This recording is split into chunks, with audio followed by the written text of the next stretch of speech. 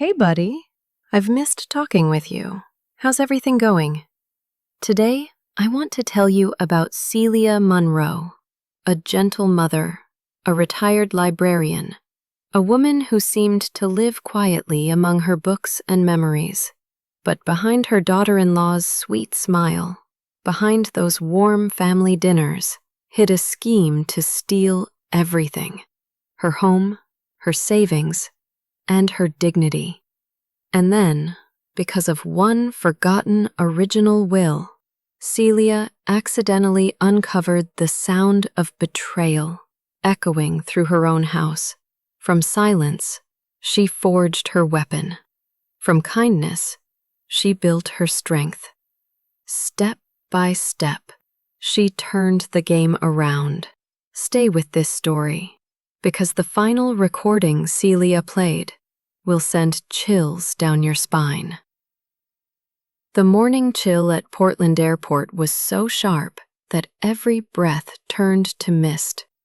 Celia Monroe pulled her small suitcase toward the baggage counter, her hands trembling, not from age, but from the cold. Inside her purse was a ticket to Seattle, where she planned to visit her sister.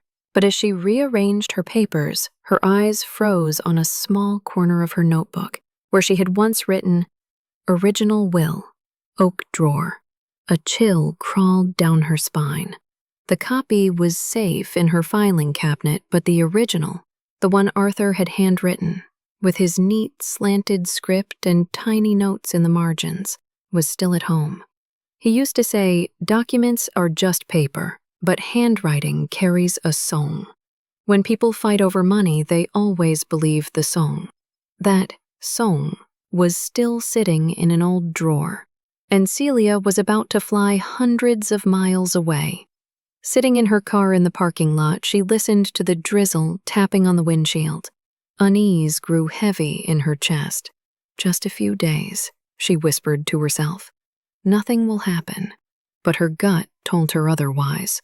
A sudden gust of wind slammed against the car, like Arthur answering from somewhere unseen. She cursed under her breath, flipped the blinker, and turned the car around.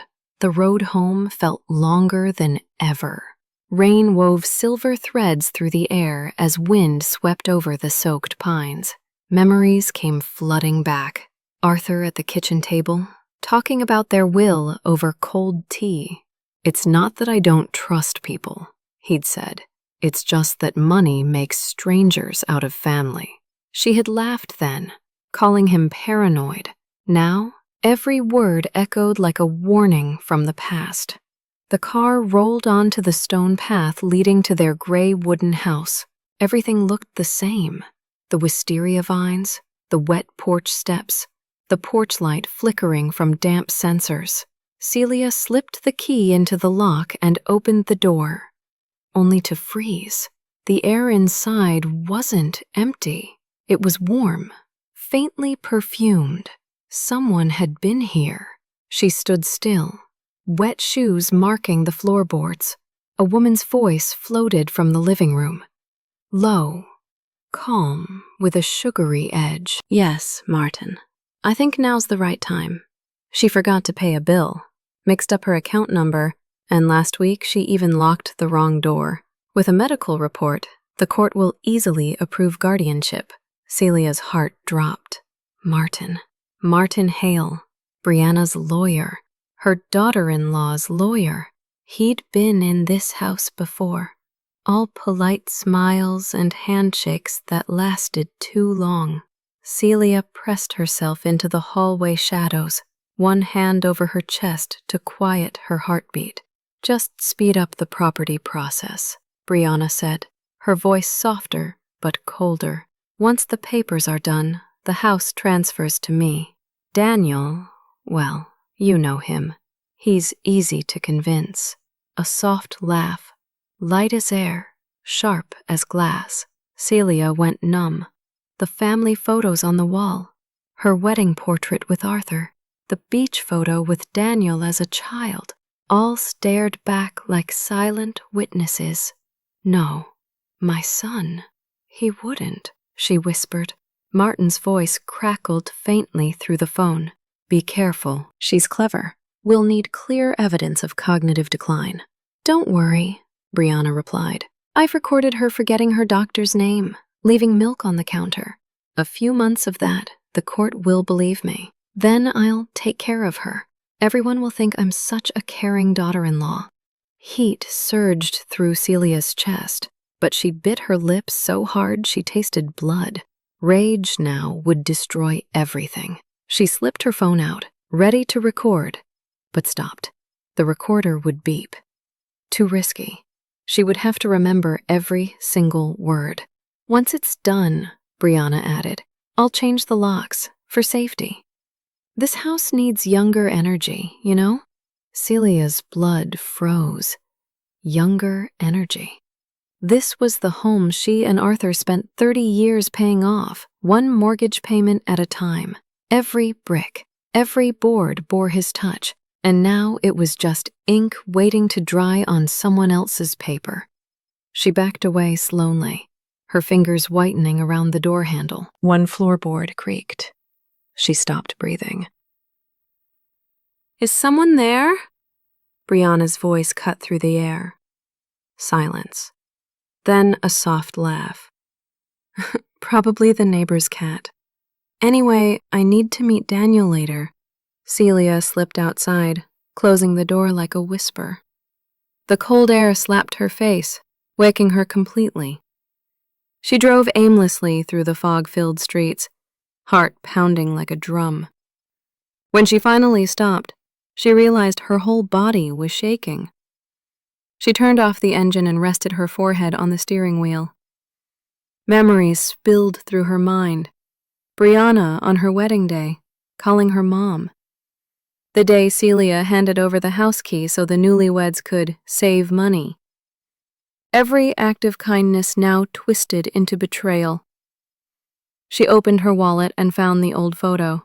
Daniel at 9, grinning with a jar of fireflies. Her thumb trembled over his smiling face. My boy, she whispered. When did you forget who your mother is? Her eyes hardened. She started the engine. No flights, no escape, only a plan. She had to protect what Arthur left behind. His voice echoed in her head from years ago. Some thieves don't break in, Celia. They just wait for you to stay silent. The streetlights glinted across the windshield like thin blades of light. Celia stared into the rearview mirror. Her face was older, lined, but her eyes were clear, sharp, alive. Not the eyes of a victim, the eyes of someone about to strike back. Driving past a gas station, she caught sight of a young couple laughing in their car. They had no idea what it felt like to be betrayed by your own family. Celia once believed kindness could protect her. Now she knew, sometimes, kindness needs armor. She parked in front of her house again, watching it sit quietly in the fog. The silence felt thick, like the air before a storm. Inside, a half-empty teacup still sat on the table, still warm. Celia looked around, then whispered, All right, Brianna. If it's war you want, you'll learn silence can claw back. Outside, rain fell in steady rhythm, like a countdown. Celia stood by the window, her reflection merging with the darkness. A plan was forming, one no one would see coming. If your heart ached for Celia, if you believe silence can be the start of rebellion, hit like and comment 1 to stay on this journey with her, because what comes next will leave you breathless. That night, Celia barely slept. The rain beat steadily against the roof, matching the tight rhythm of her heart. She sat by the window, staring at the faint glow of the streetlight, her mind replaying every word she'd overheard. Brianna's sly laugh. That sentence, once the house is in my name, and Daniel's fading face in her memory. Each tick of the clock stabbed at her nerves, whispering the truth. If she stayed silent now, she would lose everything. At dawn, she made tea. Her hands still trembled, but not from fear anymore, from the need to act. Her whole life, from her librarian days onward, had begun with organizing information, and now she would organize the truth. She opened a new, dark blue notebook and wrote on the first page, carefully, "The Silence Plan, Phase 1, Observation." The first step was to find out how far Brianna was willing to go. When Celia checked her email, one message caught her eye. "Your bank account has requested additional identity verification." She froze. She hadn't made that request. Quickly, she printed the notice, folded it neatly, and tucked it into the drawer where Arthur used to keep their tax receipts for 2 decades. Outside, pale sunlight broke through the drizzle. Celia grabbed her coat and drove downtown, to Riverton Library, where she had worked for more than 30 years. She wasn't just looking for documents. She was looking for the part of herself that remembered how to trace every detail, every clue. At the front desk, a young librarian looked up, eyes widening. "Mrs. Monroe? Oh my gosh, the Mrs. Monroe? I still use your catalog system from 2010. Celia smiled faintly, warmth flickering in her chest. "Is that so? That's good. I need access to the old archive room. May I check the file for Arthur Monroe?" "Of course. I'll print a pass right away." The archive room was colder than the street outside. Rows of metal cabinets lined the walls, smelling of old paper and dust. Celia pulled open the drawer labeled AMON. The metal squeaked softly. Inside, the files lay a faded yellow folder marked Arthur Monroe, Estate File. Her pulse quickened. Inside were notarized copies of the will, property tax records, and other official forms. But between the neatly stacked papers was one small folded sheet, out of place. Celia unfolded it. Arthur's slanted handwriting stared back at her. "If you're reading this, I'm probably gone. Don't ever trust kind words that come with paperwork. Your peace lies in your own signature, no one else's." Her breath caught. He had known. He had felt this coming. A light knock startled her. The young librarian peeked in. "Everything okay, Mrs. Monroe? Need a hand?" Celia quickly folded the note and slipped it into her pocket. "No, dear, just visiting old memories." As she stepped out into the hallway, her fingers brushed the cold wall. The fear inside her had already started turning into resolve. Arthur's message was clear. One day, she'd have to stand alone. That day had come. On her way home, she stopped at a small electronics shop. She bought a tiny digital recorder, no bigger than her thumb, the kind she once used to interview authors. "Need me to show you how it works?" the clerk asked. Celia smiled. "I used to teach people how to use it." By afternoon, she was testing it. A click, a clean sound. Perfect. Her weapon for the silence plan. Later that day, the sound of a car outside made her tense. Brianna, uninvited but smiling, carrying a small pot of soup. "Mother, I made some chicken soup." "It's freezing. You should eat something warm." Celia smiled faintly but said nothing. Her thumb pressed the record button inside her pocket. "I worry about you," Brianna said sweetly, her eyes scanning the kitchen. "You've forgotten to turn off the stove a few times. It's dangerous. Maybe I can find you a nice place with a garden and nurses. You'd have peace, company." Celia tilted her head, voice soft and trembling. "Is that really necessary, dear?" "Of course," Brianna replied, gripping her hand a little tighter, her smile tightening. "I just want everything to be safe." The words were silk over steel, every one captured by the recorder. Celia accidentally dropped her spoon, bent to pick it up with shaky hands. Brianna sighed and shook her head with that pitying, triumphant smile. "See? If anyone saw this, they'd understand why I'm worried." The soup grew cold, the air thick with deceit. Before leaving, Brianna adjusted her coat and added casually, "Oh, I spoke with Martin about some paperwork. Once you sign, everything will be easier. For you, of course." Celia looked up blankly. "I trust you, dear." Good, Brianna said, satisfied. I knew you'd understand. The door clicked shut. Celia sat motionless, her fingers resting on the recorder. She pressed stop. The kitchen was silent. Then she hit play. Brianna's voice filled the room. I just want everything to be safe. Separated from her fake smile, the tone was razor sharp, slicing the air. Celia opened her notebook and wrote, File 1, Conversation at Home, 4:25 to 4:43 p.m. Content, Emotional Manipulation, Guardianship Suggestion. Rain hammered against the windows again, harder this time. Celia poured herself tea and watched the steam rise and vanish. In the curling mist, she imagined Arthur's face, faint but smiling. You see, Arthur, she whispered, I've started. That night, before bed, she placed the recorder in the drawer beside Arthur's letter.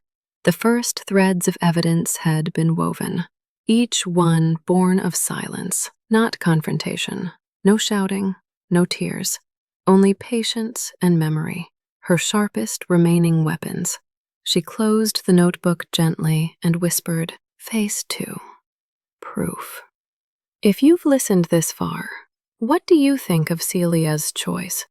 Would you have stayed silent and gathered proof, or confronted the betrayal head-on? Comment below. Are you on the side of smart silence or furious confrontation?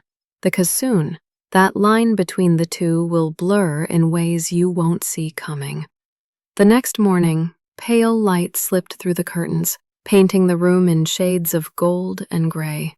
Celia sat up after a restless night, one question echoing in her mind. How do you fight back when the enemy shares your last name? She pulled on her cardigan and descended the stairs, each step a steady drumbeat to a plan forming inside her. She brewed her coffee, opened the notebook titled The Silence Plan, and turned to a new page. Phase 2, proof. At the top, she wrote carefully, Start with the paper trail. Arthur had once mentioned keeping a handwritten version of his will, separate from the notarized copy. He had always made duplicates, but his handwritten versions carried his real thoughts, small margin notes no one could imitate. If Brianna or Martin had forged or altered anything, that version would reveal it. Celia started the car and drove toward Riverton Library, the old red brick building standing solemnly among bare winter trees. It was more than a library. It was a vault of her own past. Stepping through the glass doors, she inhaled the familiar mix of old paper and polished wood. Her heart tightened with nostalgia. Mrs. Monroe? A surprised voice called. I didn't expect to see you today. It was the young librarian from before. Celia gave a faint smile, but her eyes were sharp. Do you remember the A-Block archives? The special files from 2012? Yes, ma'am.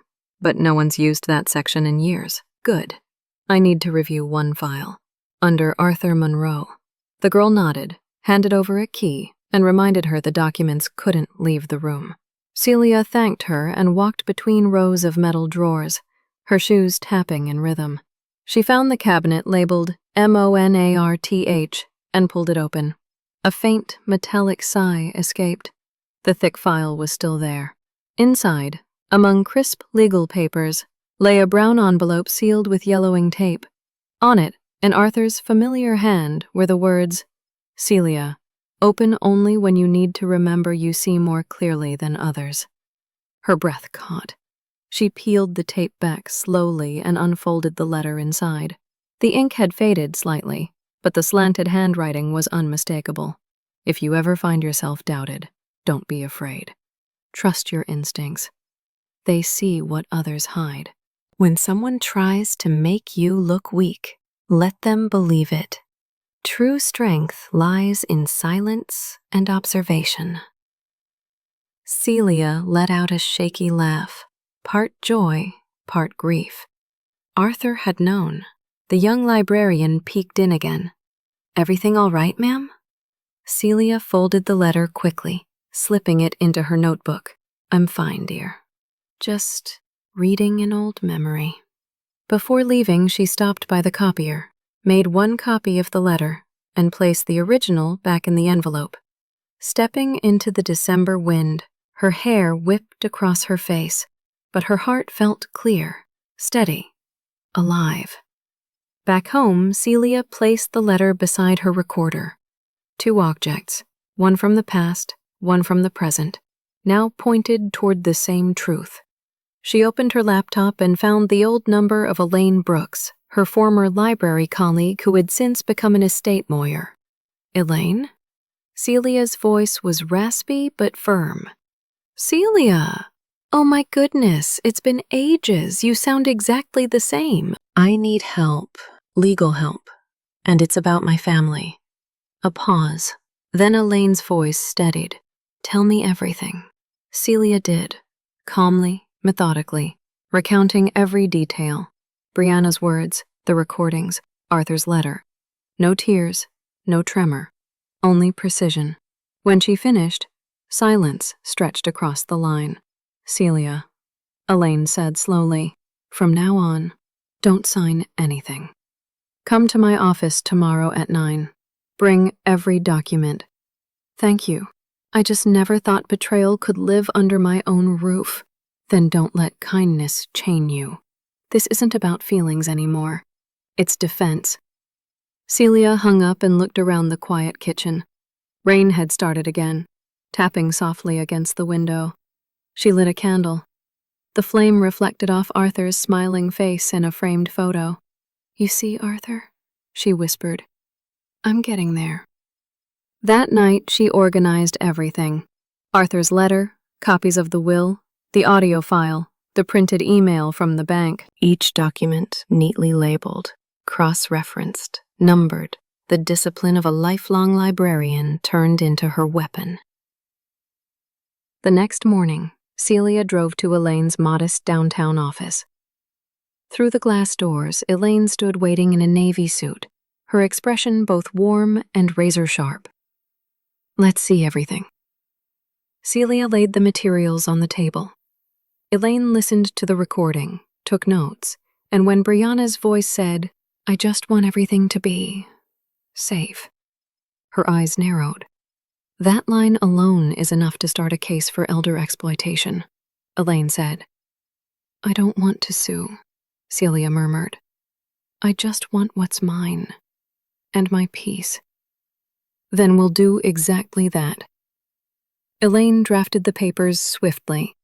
A revocation of power of attorney, a new authorization reinstating Celia's full legal control, and a competency declaration verified by a notary.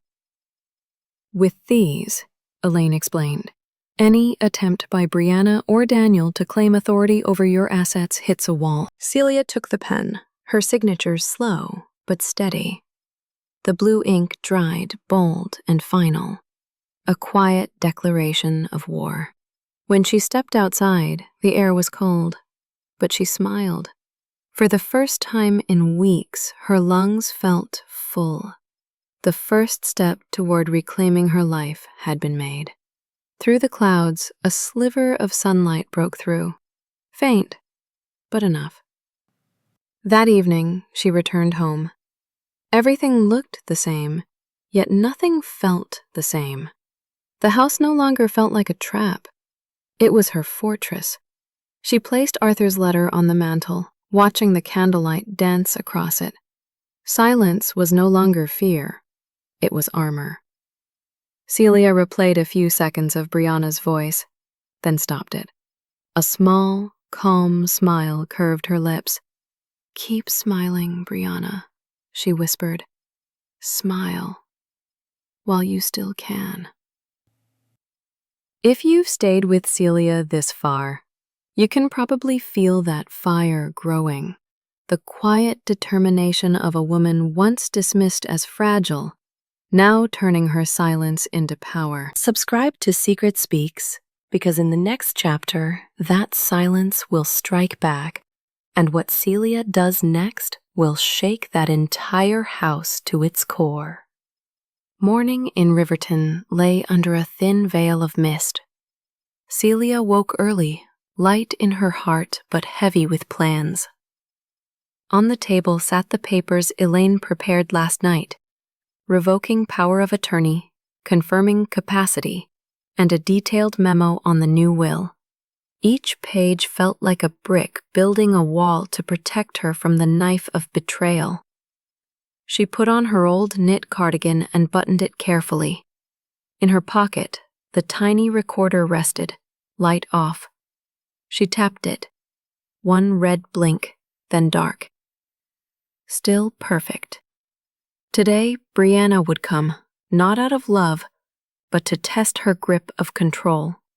And Celia knew, to bring down someone overconfident, let them think you're still weak. Tires crunched on gravel. The show was starting. Celia sat at the kitchen table, a newspaper in hand, eyes on the crossword. The door opened without a knock. Brianna's bright, too cheerful voice filled the room. "Mom, I'm here." Celia looked up and nodded, her voice almost a whisper. "Oh, it's you. I thought you had work today." "I'm always busy, but I have to take care of you," Brianna beamed, setting a basket down. "Soup and bread to keep you warm." Her eyes swept the table, pausing on a brown leather case. "What's that? Bank documents?" Celia smiled, voice shaky. "I just gathered a few things. Not sure they matter." Brianna tilted her head, smile sliding fast. "If you need, I can check them. I'm better with this stuff." "It's fine," Celia murmured, "just keeping some memories." Brianna didn't push, but her eyes lit up when she spotted a corner of the old will copy peeking out. Bait Celia left on purpose. "Arthur's will was very complicated," Brianna said, playing concern. "Want me to call Martin to review it?" Celia met her gaze with a gentle smile. "Oh, Martin. Haven't heard that name in a while." "You still working with him?" Brianna flinched. Sometimes. He just gives advice. Nothing big." Celia nodded, feigning drift, while her mind recorded every word. They ate lunch, soft talk stretched tight like a wire. Celia watched every move. Brianna's hand never far from her purse, her eyes roaming as if hunting. When Celia stood to clear the dishes, Brianna slipped a hand into the drawer by the stove, the one for bills and a spending log. Instead of bills, she pulled out a blank sheet. Celia had cleared it all last night. Celia turned back, pretending to fuss. "What are you looking for?" "Oh, nothing," Brianna said lightly, tucking the paper back. "Just a towel." Celia bent, fixing a button, and pressed the recorder. A soft click warmed her palm. After lunch, Brianna started in. "Mom, you've seemed forgetful. The other day on the phone you even said the wrong birthday for my son." Celia tilted her head, eyes misty but voice calm. "Did I? Maybe I was tired." "But I still remember his name is Mason, right?" Brianna paused, then forced a laugh. "Of course." Celia waited. As expected, Brianna sighed. "I think it's time to plan long-term. This house is too big. It's dangerous for you to live alone. Maybe sell it. Move in with me. I'll take care of you. I'm used to this place," Celia said softly. "This house still has Arthur's breath." "I know, but you can't cling to the past forever," Brianna said, voice edging higher. "Didn't you lose your wallet last week? If no one found it, your pension would be gone. You found it," Celia said, not looking up. "I know." The air went still. Brianna smoothed her face. "Well, I was helping." Celia folded a napkin, eyes steady as a lake. "Thank you. I'm grateful." The recorder kept running, catching every beat of deceit. Celia let Brianna pour more tea and speak sweet, empty lines.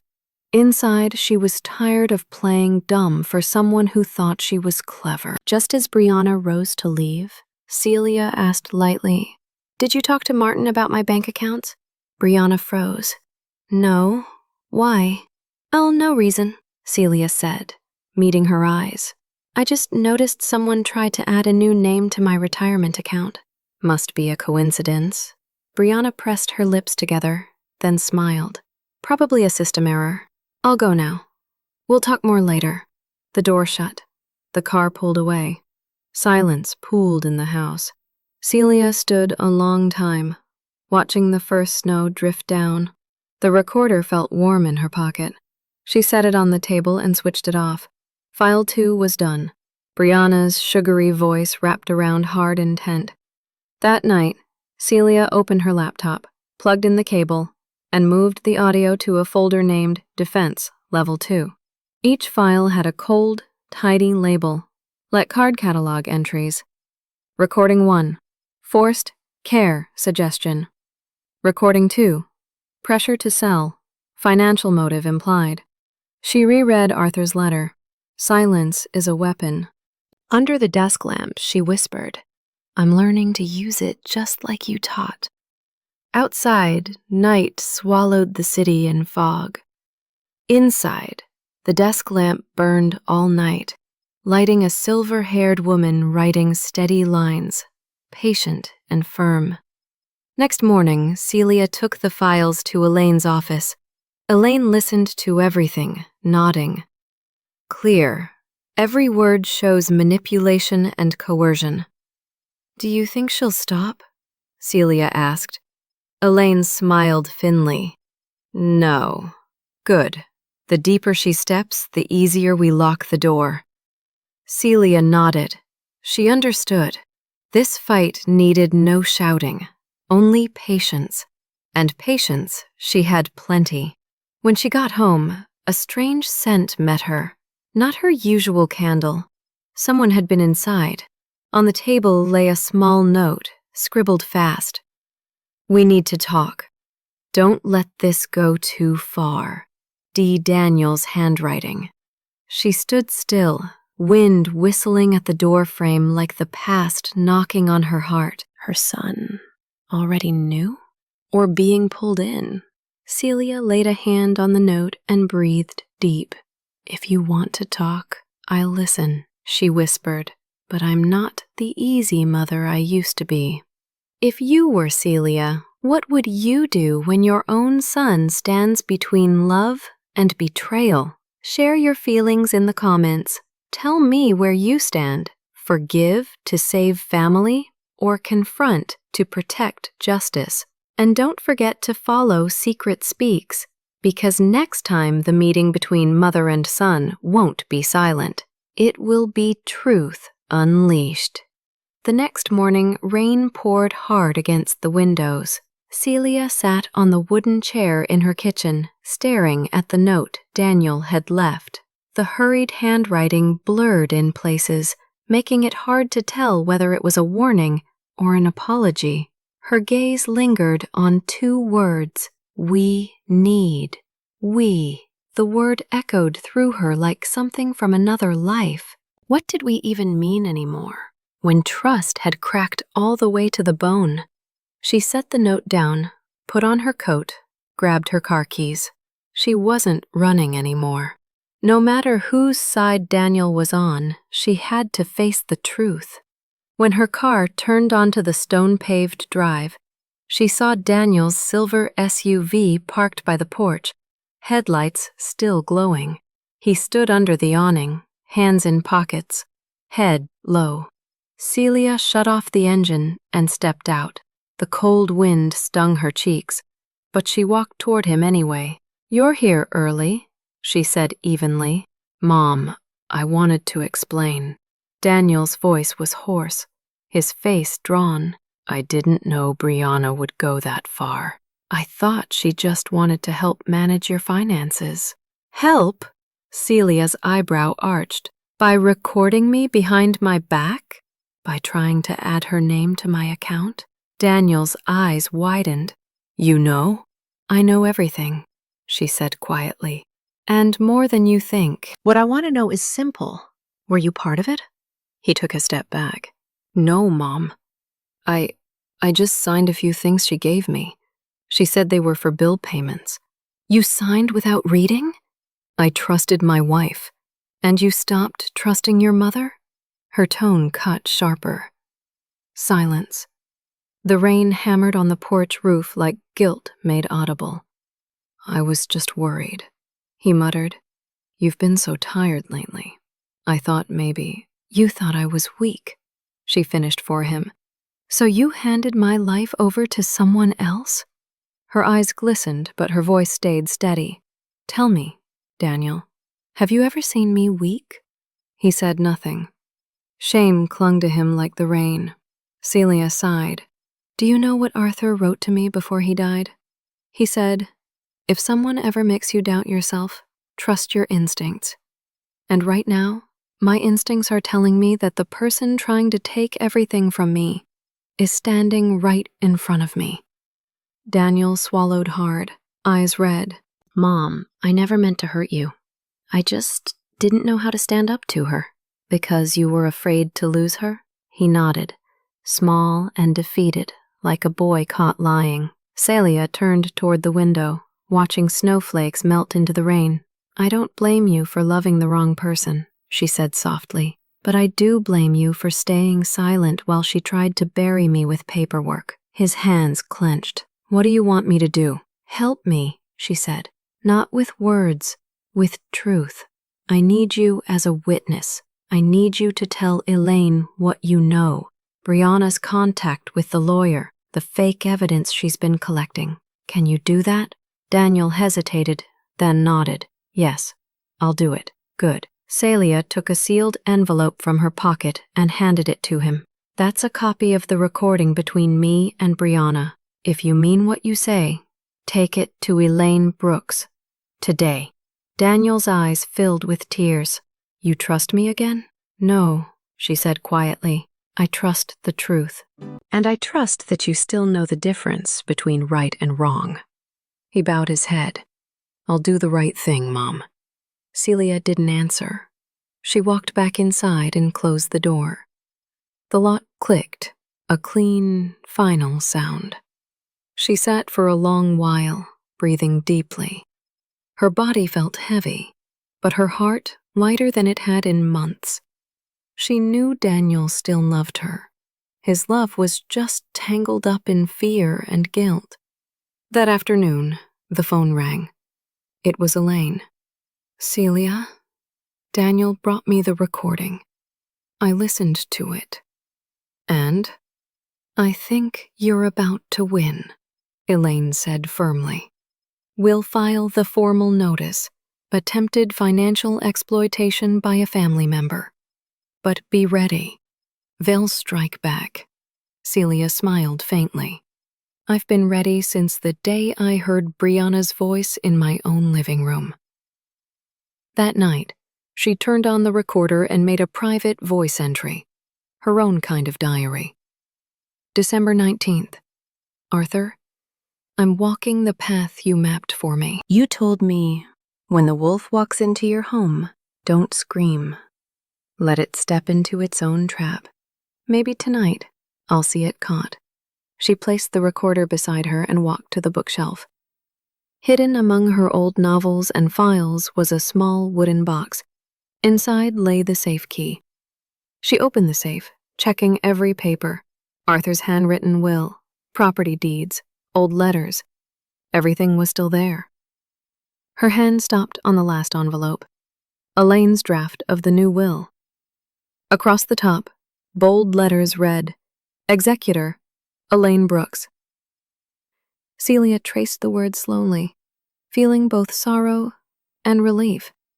For the first time in years, her future rested in hands that truly valued justice. At 8 p.m., she heard a car pull up again. She didn't have to look. She knew who it was. Heels clicked on the porch. 2 knocks.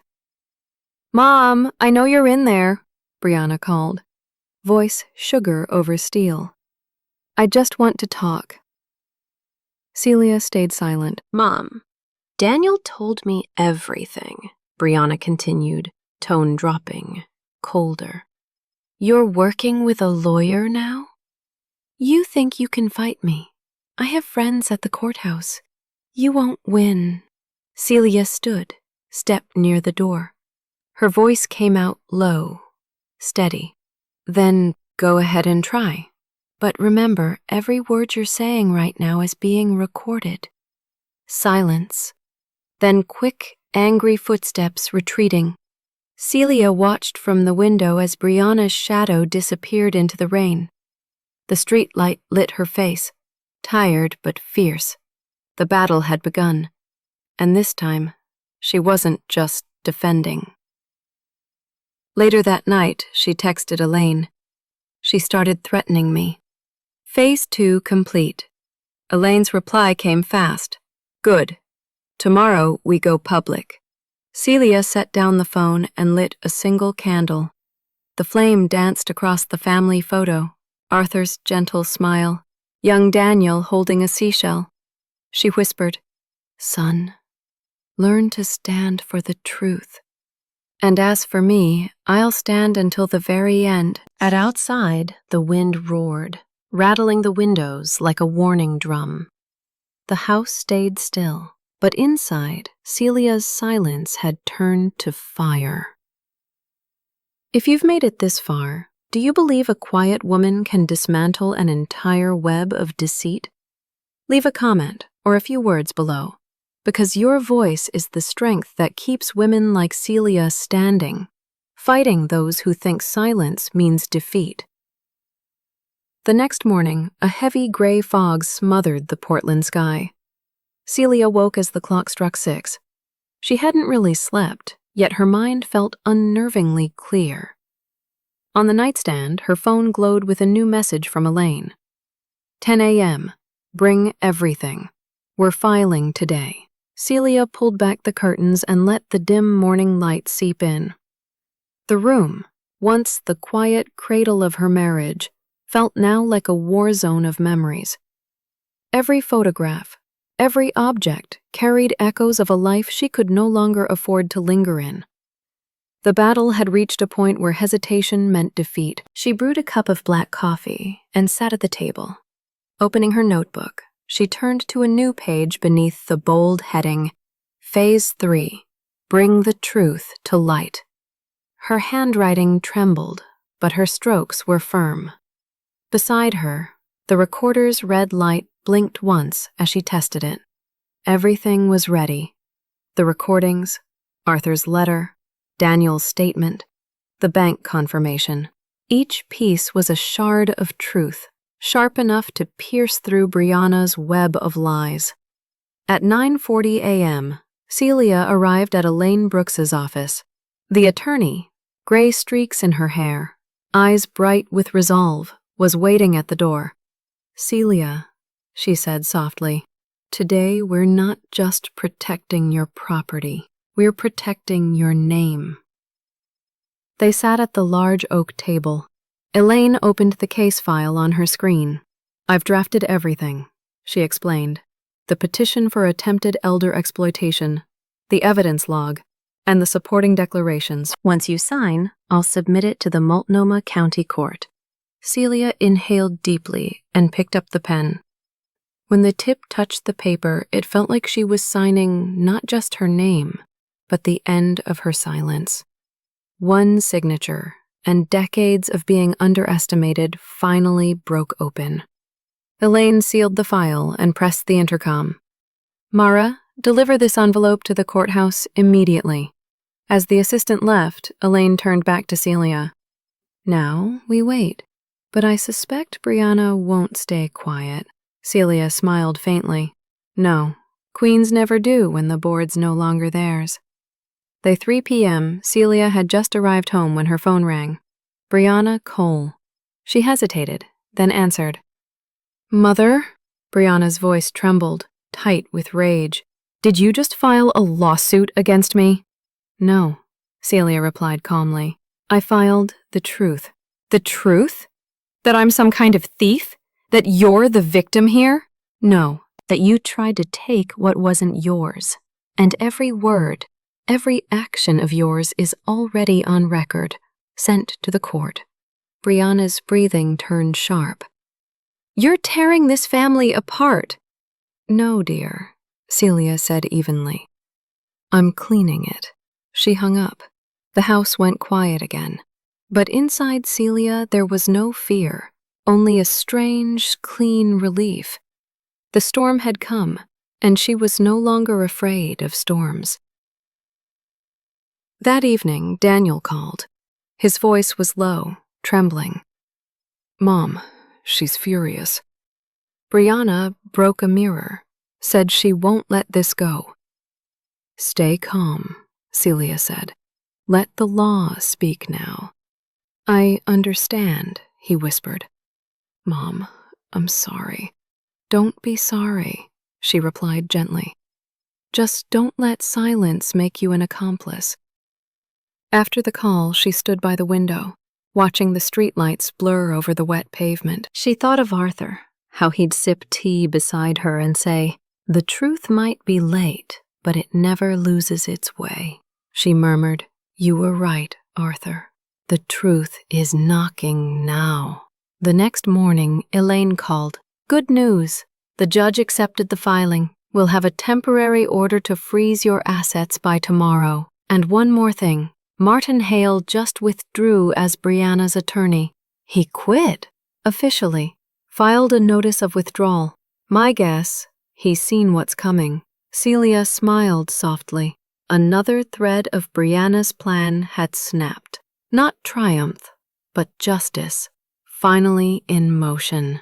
But that afternoon, while she was watering her garden, an envelope slid under her front door. No sender. Inside was a single photo, Celia standing in the library, captured from a distance. On the back, scrawled in uneven ink, "Silence comes at a price. Stop before it's too late." Her hand froze. Someone was watching. She exhaled slowly. No panic, only focus. She sealed the photo back in its envelope and drove straight to Elaine's office. Elaine frowned after examining it. "This is intimidation. We'll add it to the file. Who do you think sent it? Could be Brianna or someone she hired. Either way, once the investigation begins, they'll be exposed." That night, Celia locked every door and drew the curtains tight. The fear that once paralyzed her now sharpened into vigilance. She placed the small surveillance camera Elaine had given her on the kitchen counter, facing the front door. Her home had become a fortress of evidence. She sat down and wrote in her notebook, December 21st, Phase 3 complete. The truth is breaking through, but the dark isn't done fighting. I'm not afraid. I just need to stay patient a little longer. The clock ticked steadily. Rain drummed softly on the roof. Celia closed her eyes and smiled faintly. "Arthur, I think you'd be proud. I didn't run this time." Outside, the city slept under its heavy fog. But at 317 Maple Lane, one light burned steady through the night, small, unwavering, defiant. The light of a woman who had been silent too long and was finally, fearlessly, speaking. If you've made it this far, leave a fire emoji in the comments to stand with Celia, because sometimes one small flame of truth is enough to burn through an empire of lies. The next morning, Portland's sky stayed a dull, heavy gray. Celia woke earlier than usual, sensing in her bones that something was about to shift. She brewed a pot of mint tea, the sound of the kettle soft against the wind howling outside. The house was still, save for the tick of the clock and the rustle of papers she had organized through the night. The court documents were ready. But Celia knew. The real battle begins when the guilty realize they've lost control. At 8, a sharp knock echoed at the door. She peeked through the curtain. Brianna. Gone was the sweet smile. Her face was hard, her eyes cold. Celia hesitated for a second, then opened the door. "What do you want?" she asked evenly. "We need to talk. There's nothing private left between us, Brianna." "Oh, there is." Brianna's voice dropped. "I know you filed that suit, but you don't understand how big this will get. Once people hear about it, your reputation will be ruined. They'll see you as a senile old woman who's lost her mind." Celia met her gaze, calm to the point of chilling. If the truth makes me look mad, I'll still choose the truth. Brianna sneered. You really think the court will believe you over me? I have witnesses, doctors, reports, and Celia cut in, voice soft but sharp. Have your voice. Brianna froze. What did you say? Every conversation we had, every call with Martin, every lie you whispered to Daniel, all of it, recorded. The air between them went taut. Brianna gave a shaky laugh. You're bluffing. Recording without consent is illegal. Not when you're protecting yourself from a crime, Celia said. You forget, I spent decades archiving and safeguarding documents. Librarians don't lose track of evidence. Brianna swallowed, her mask slipping. You're destroying this family. No, Celia replied quietly. You already did. She stepped closer, holding out a small envelope. Inside are copies of the recordings. Others are already with my lawyer and the police. I'm not threatening you. I'm just letting you know I'm ready this time. Brianna's hand trembled as she took it. You'll regret this. Maybe, Celia said, eyes steady. But I'll regret it as a free woman. Brianna's face twisted. She slammed the envelope onto the table. Fine! If it's war you want, you'll get war. You're wrong, Celia murmured. I don't want war. I want justice. The door slammed behind her, rattling the window glass. Celia stood still, exhaled slowly. She knew things would escalate now, but for the first time in years, she felt light because she had finally said what needed to be said. By noon, Elaine called. Celia, she filed a counterclaim, accusing you of illegally recording private conversations and unauthorized use of personal data. Celia chuckled softly. She's reacting right on cue. Exactly, Elaine said, and we'll answer in kind. That afternoon, they appeared before a preliminary hearing. The judge hadn't opened the full trial yet, but he allowed Elaine to present their request to admit the recordings as lawful evidence. Celia sat silently, hands folded tight on her lap, while Elaine spoke, concise, poised, lethal. Your Honor, my client acted not out of malice, but in defense. The recordings were made to document coercion and financial manipulation. Here, additionally, is a written threat sent to her home. And she handed the photo across the bench. The image of Celia with the chilling note, "Stop before it's too late." The room went silent. Finally, the judge nodded. The evidence stands. The recordings will be admitted, and I'm ordering temporary police protection for Mrs. Turner. Celia's lips curved into the faintest smile. Thank you, Your Honor. Outside, cold wind swept down the courthouse steps. Celia pulled her coat close. Arthur used to tell me, she said softly to Elaine, justice doesn't need to shout. It just needs to stand tall. Elaine smiled. And today, you stood taller than ever. That evening, when Celia pulled into her driveway, Daniel was waiting on the porch. His face was pale. Mom, Brianna's gone. She packed up, took some papers. Let her, Celia said calmly. She said she'll make you pay. I'm scared she'll do something. Don't be, Celia answered, her voice gentle but iron beneath. Every step she takes now is already on record. Tears welled in Daniel's eyes. I don't deserve forgiveness. Celia shook her head. Forgiveness isn't about deserving, she said quietly. It's about peace. They sat in the living room as she told him everything. How she found Arthur's will, the letter he left, the long nights building her plan. Daniel listened in silence, hands clenched on his knees. When she finished, he looked at her with damp eyes. I'm proud of you, Mom. That night, Celia opened her laptop and typed a short entry. December 23rd. The door to justice has opened. They called me old, fragile, forgetful, but they forgot. Those who live quietly are the ones who hear the loudest, even when the world tries to silence them. She saved the file and looked out the window. Snow fell thick and slow, glowing under the streetlights.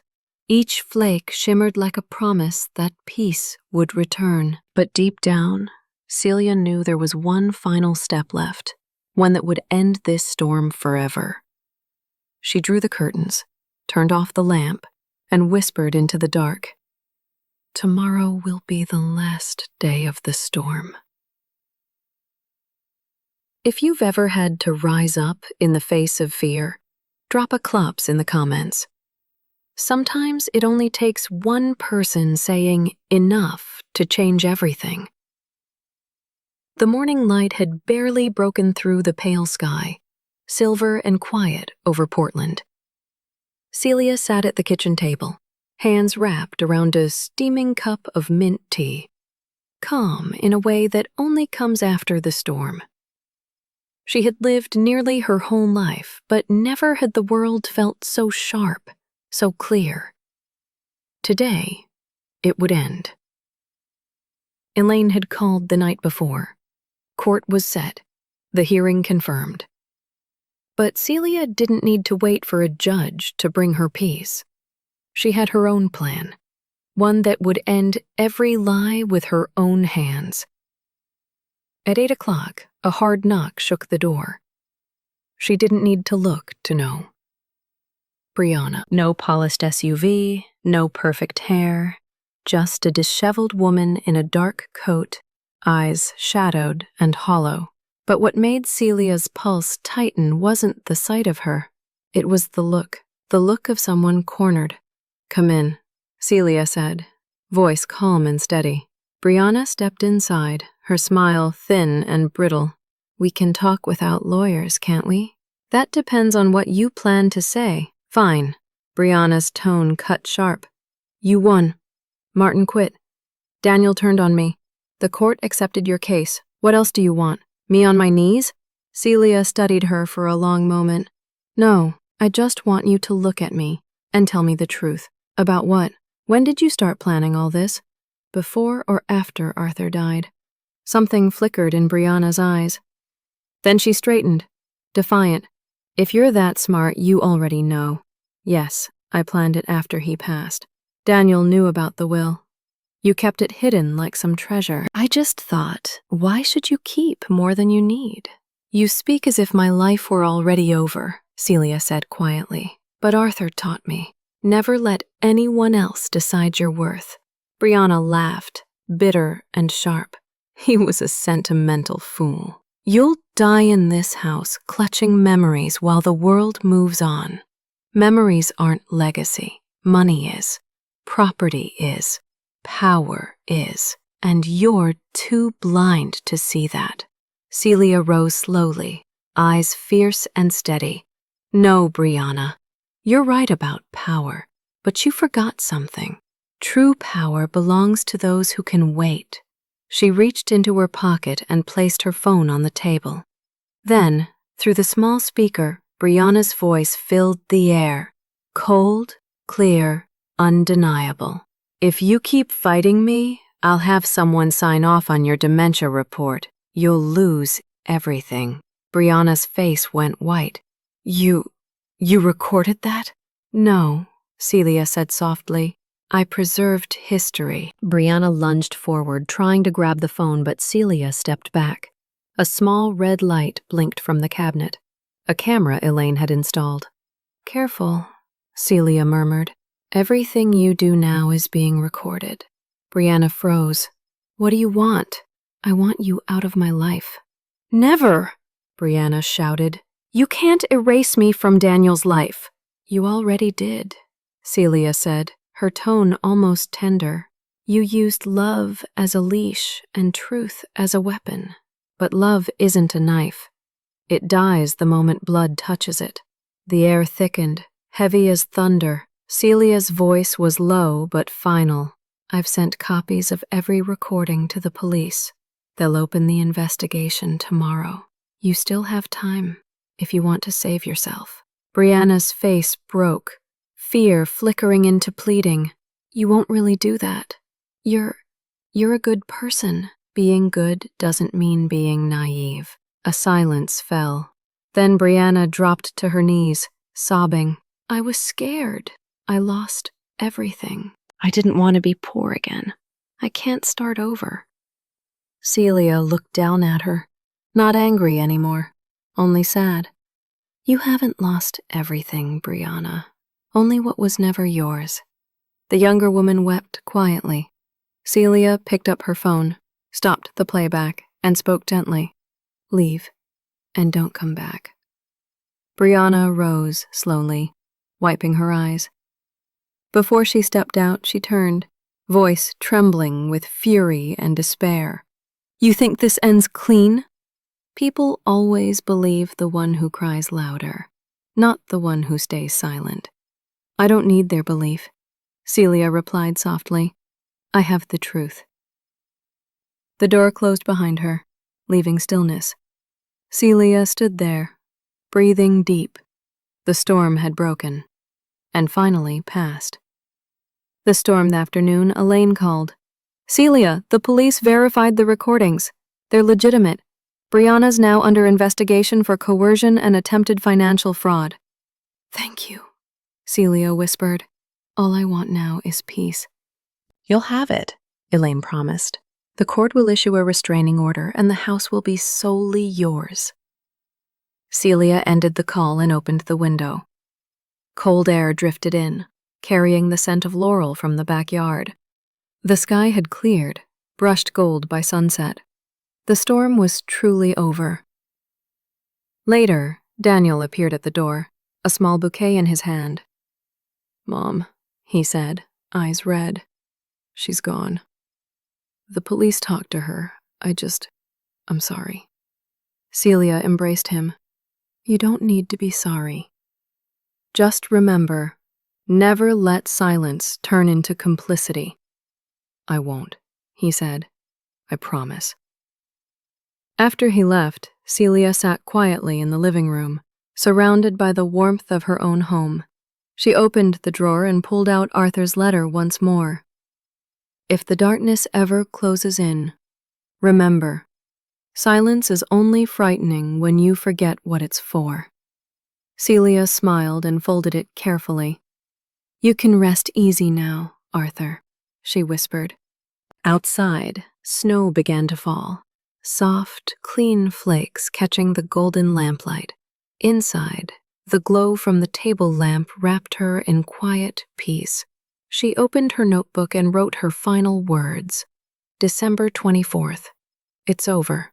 I no longer fear silence, because now it walks beside the truth. If you've stood beside Celia until this moment, leave a dove in the comments. For every woman who's ever found strength in stillness, and every quiet soul who turned silence into justice. Christmas morning dawned bright over Maple Lane. Sunlight spilling over rooftops still dusted with snow.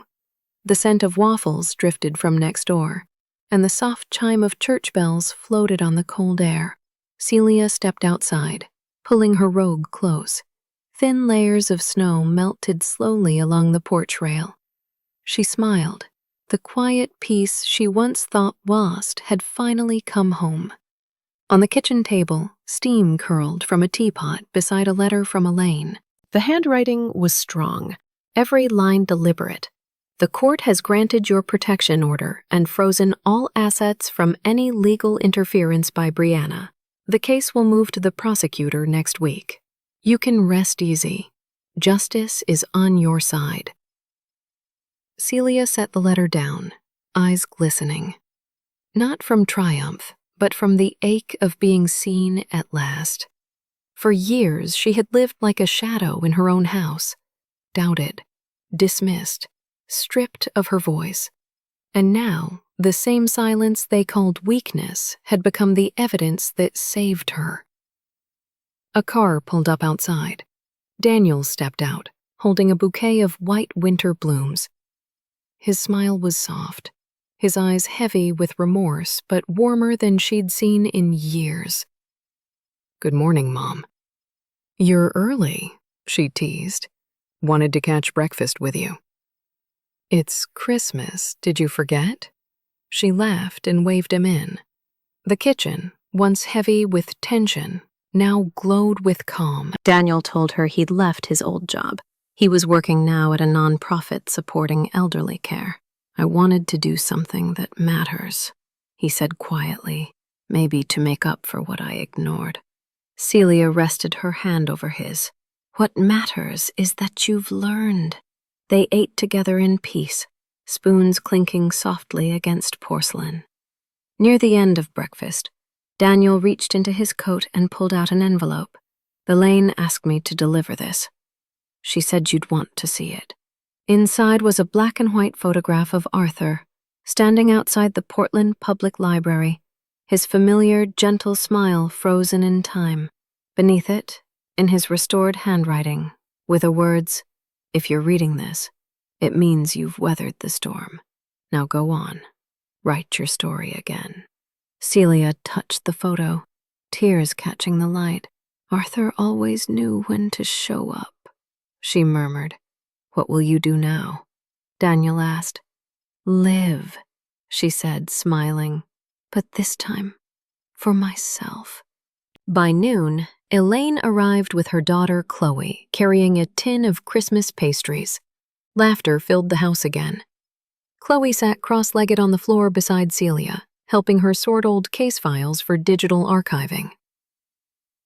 "You know," Chloe said, "I think I'll write my thesis on women who defend justice through intellect."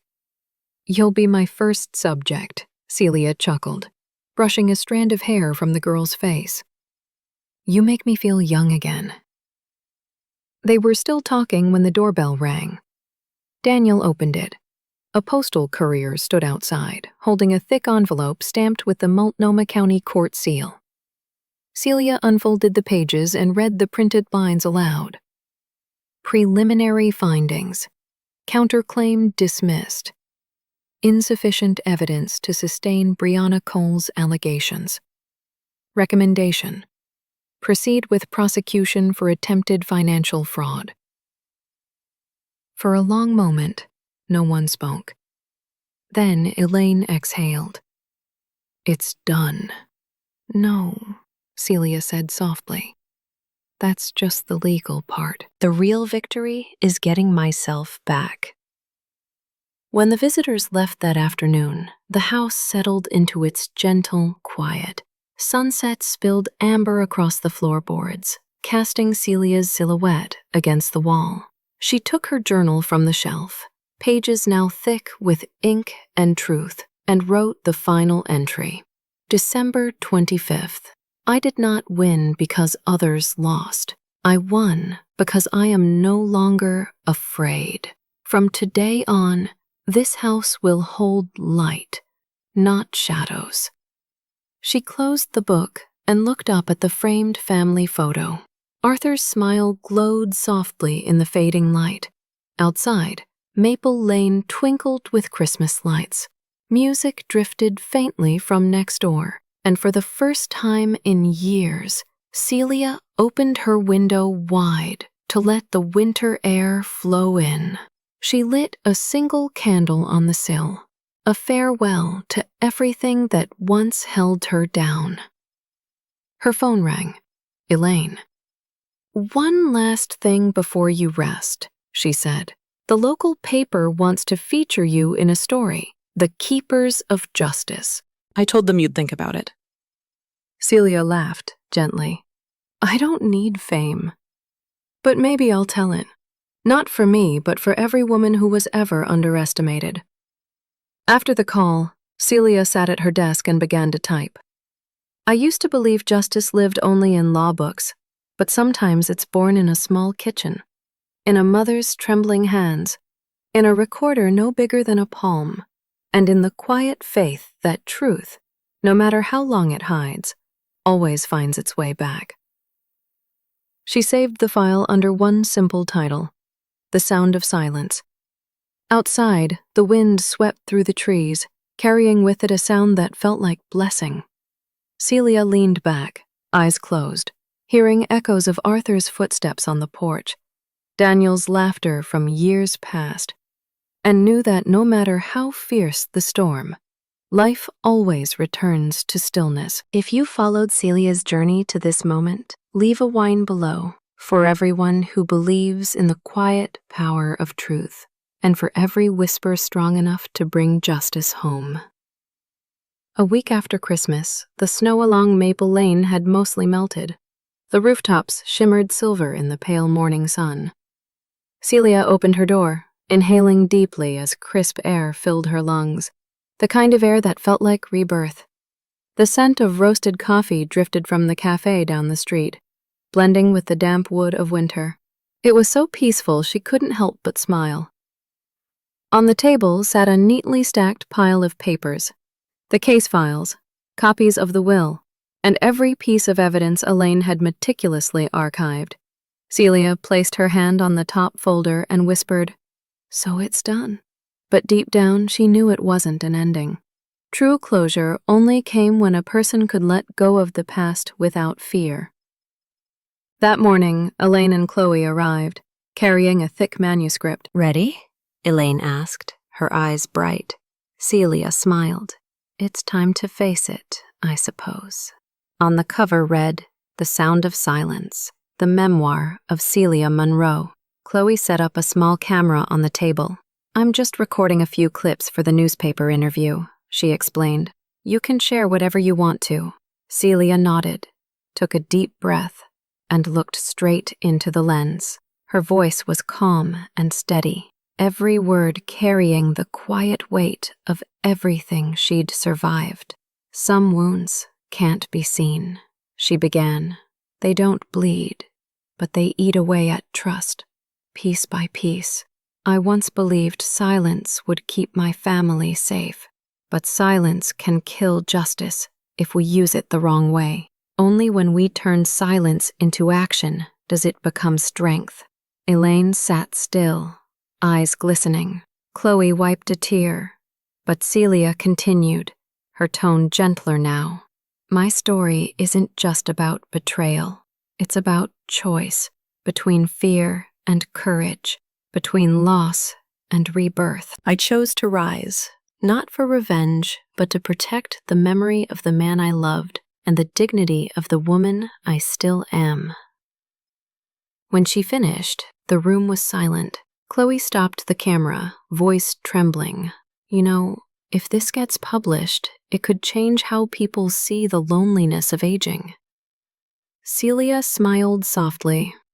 "If it helps even one person find their voice, that's enough."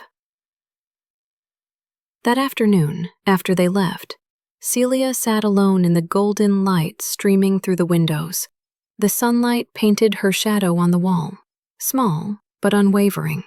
On the table sat her teacup, now cold, beside the old photo of Arthur and Daniel. She brushed her fingers across the glass. "I kept my promise, Arthur," she whispered. "I didn't let silence destroy me." Stepping outside, she wandered into the backyard. The rose bushes she'd replanted were sprouting soft green buds despite the lingering chill. Celia touched one gently. "They say winter is the season of decay," she murmured.